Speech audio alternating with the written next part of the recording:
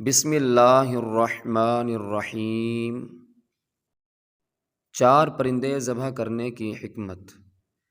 حضرت ابراہیم علیہ السلام نے جن چار پرندوں کو ذبح کیا تھا، جو کہ بعد میں اللہ کے حکم سے دوبارہ زندہ کیے گئے تھے، ان میں سے ہر ایک پرندہ اپنی بری خصلت میں مشہور ہے۔ مثلا مور، اسے اپنی شکل و صورت کی خوبصورتی پہ گھمنڈ رہتا ہے۔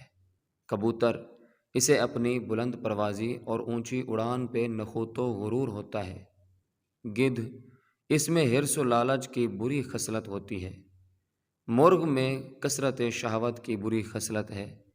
ان چاروں پرندوں کو ذبح کرنے سے ان چاروں بری خصلتوں کو ذبح کرنے کی طرف اشارہ ہے کہ چاروں پرندے ذبح کیے گئے تو حضرت ابراہیم علیہ السلام کو مردوں کا زندہ ہونے کا منظر نظر آیا اور ان کے دل میں نور و اطمینان کی تجلی ہوئی، جس کی بدولت انہیں نفس مطمئنہ کی دولت نصیب ہوئی۔ اہل تصوف کا نکتہ۔